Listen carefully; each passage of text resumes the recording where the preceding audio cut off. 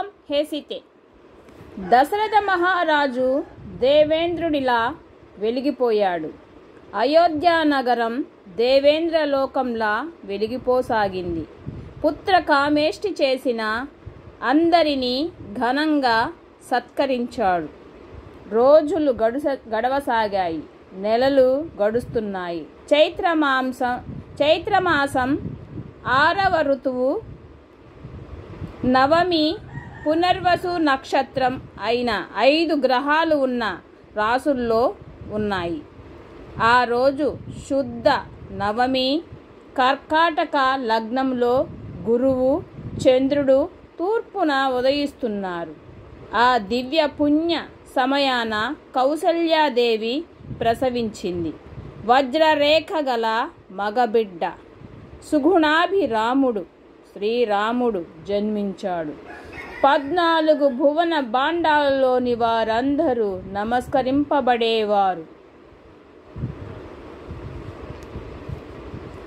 సకల సద్గుణ సంపన్నుడు అయిన జగన్నాథుడు జన్మించగానే భూమి పులకించిపోయింది. దేవతలు పూలవర్షం కురిపించారు. శ్రీ మహావిష్ణువు 8వ అంశతో పుష్యమి నక్షత్రాన కైకేయీ దేవి భరతునికి జన్మనిచ్చింది. ఆశ్లేష నక్షత్రాన కర్కాటక లగ్నంలో సూర్య భగవానుడు నడి మధ్యలో నుండగా సుమిత్రాదేవి లక్ష్మణ శత్రుఘ్నులని జన్మించింది. అయోధ్య వైకుంఠమైంది. సకల పౌరులు కేరింతలతో సంబరాలు చేసుకున్నారు. ఆవులు, ధనము, భూములు లెక్కకు మించి దానాలిచ్చాడు దశరథుడు. వశిష్ఠుడు బిడ్డలకు జాతక కర్మములు జరిపించారు. దశరథునికి శ్రీరాముడే సకలం సర్వం. వాని నవ్వులు, వాని కదలికలు చూసి మురిసిపోసాగాడు. దశరథుడు శ్రీరాముని విడిచి ఒక్క క్షణం ఉండేవాడు కాదు. ఆకాశంలో చంద్రుని చూసి కావాలని గారం చేస్తే అద్దం తీసుకొచ్చి, ఇదిగో నాన్న చంద్రుడు, అయినా నీకన్నా అందగాడా అని మురిపెంగా ముద్దుగా చేసేవాడు. నగరిలో అందరికీ శ్రీరాముడంటే పంచ ప్రాణాలు. లక్ష్మణుని జన్మించినది మొదలు రామునితో చెలిమి చేయసాగాడు. భరతుడు కూడా ఎప్పుడూ తన వెన్నంటే ఉండే శత్రుఘ్నుడితో గడిపేవాడు. శ్రీరాముని తండ్రులే ప్రాణం. శ్రీరాముడికి తండ్రంటే ప్రాణం. దశరథునికి కుమారులంటే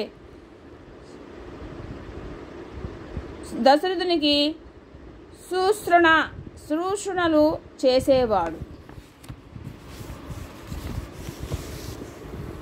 మిథిలాపతి జనక మహారాజు ఆయన పూర్వీకుడైన దేవరాతుడి ద్వారా శివధనుసును పొందిన ధన్యుడు. జనకుడి పురోహితుడైన శతానందుడి మాటపై మహాయజ్ఞము తలపెట్టారు. యజ్ఞ కార్యక్రమంలో భాగంగా భూమిని నాగలితో దున్నుతుండగా నాగలి చాలుకు ఏదో పెట్టె తగిలింది. అక్కడున్న మునీశ్వర్లంతా దైవలీలగా భావించారు. ఆ పెట్టెను తెరిచి చూశారు. ఆడ శిశువు బంగారపు బొమ్మ, అయోనిజ భూమిలో జన్మించిన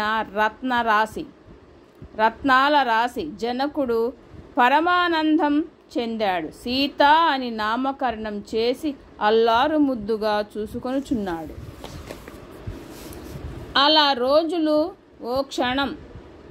ఓ క్షణాన దశరథునికి గడుస్తున్నగా ఓ రోజు విశ్వామిత్ర మహర్షి అయోధ్యకు వచ్చాడని తెలిసి బ్రహ్మదేవుణ్ణి దర్శించి దేవేంద్రునిలా ఆగమేఘాల మీద విశ్వామిత్రునికి ఎదురెళ్ళి నగరికి ఆహ్వానం పలికాడు. సకల అతిథి సత్కారాలు చేసి వచ్చిన కార్యం చెప్పిన చేస్తానన్నారు.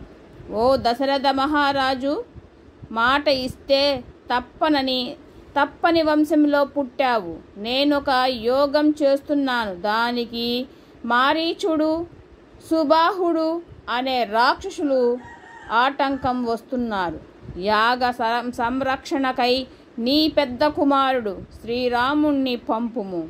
ఆ మాటలు వింటుంటే దశరథునికి అవాక్కయ్యాడు. శ్రీరాముడు ముక్కు పచ్చలారని పసివాడన్నాడు. తానే వస్తానన్నాడు. విశ్వామిత్రుడు రాముడే రావాలని చెప్పాడు. వశిష్ఠ మహర్షి హితిబోధపై దశరథుడు శ్రీరాముణ్ణి పంపేందుకు సిద్ధమయ్యాడు. సరేనన్నాడు.